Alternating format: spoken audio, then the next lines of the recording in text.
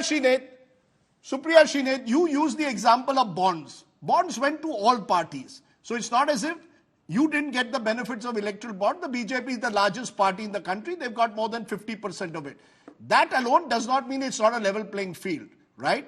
I want concrete example from you. When you all go to the election commission today and say there's no level playing field in this country, what are you going to do about it is the next question then. I will tell you a very small thing, Rajdeep. Of course, we got money through bonds. But we are not the ones in government. We are not the ones running agencies like the ED, CBI or income tax. So we are not the ones at the back of corporates who in turn are giving us bonds after the raids happened. You look at the details that have emerged. I mean, we are not the ones who are letting these agencies run riot. We are not the ones who are awarding contracts by the galore as far as the central government is concerned. So yes, there is a quid pro quo that I am going to call out. And and your own data, your own intelligence unit data puts out 584 crore given by Mega on a certain date to BJP. And the very next contract to Mega goes from the central government. So these things will be called out. But Rajdeep, I have this to say, and I will say this with all honesty, and I agree with you. I don't think anybody should be in a shouting match here, and least of all call names. I think it's indecent. You look at how the BJP uses resources. You look at how they use a thing like social media, something that I work on very closely. This morning, the Bharatiya Janata Party's official handle put out a snapped video, a clip where Mr. Kharge is having water. Any decent man, when he has water, always asks people next to him, do they want water? He asked Mrs. Gandhi on stage, she refused. He asked Mr. Gandhi on stage, he refused. There have been multiple clips where Mr. Gandhi has opened the bottle, poured water for Mr. Kharge by the virtue of him being older. The BJP's official handle, where the buck stops with the BJP President Mr. Nadda, puts out a clip and says, because he is Dalit, the water was not accepted. How do you think this is a level playing field? We will report about this to the Election Commission. We will write to the BJP. We will write to Twitter. Can you cross your heart, Ms. Shrineth? Ms. Shrineth, just a minute. Can you cross your heart and say you've never edited a clip of Prime Minister Modi?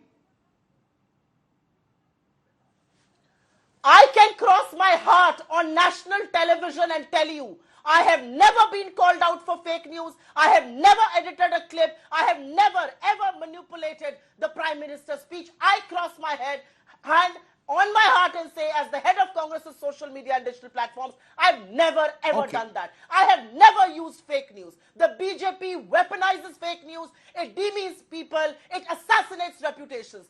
That is what misuse of resources is. And the reality is that agencies and institutions that must act to protect democracy look the other way. I am saying this with all honesty. I was there at the Election Commission with a series of complaints yesterday. I want to see what action will be taken by the Commission. Because the Commission, the agencies, the institutions Ma'am, are you made your point. You made your point. I've listened to you patiently. Mr. Poonawalla deserves the same patience because he will otherwise say that he hasn't got the time. If he still has, I know Amitabh, I'll come to you. But Mr. Poonawalla, this time, do you want to respond to the latest charge that social media is being weaponized just as the ED is being weaponized?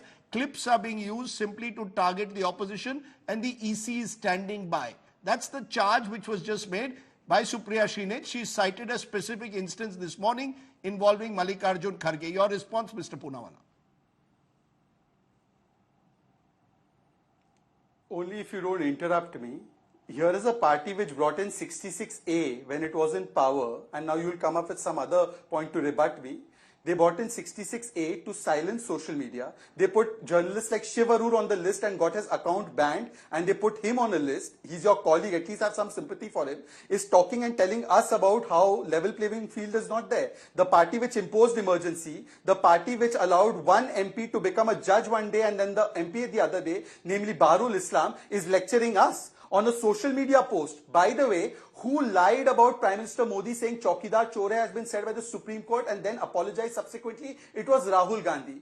The problem is only this, Rajdeep. Rajdeep, I wish tonight only one question that needed to be asked. Ravneet Bittu today came out and he's an MP. He's not a person who's got 5% votes in Maharajganj. He got elected to parliament, a feature that many congressmen don't get. Now, he said that there is no vendetta and that it was good action because Mr. Kejriwal is a thug.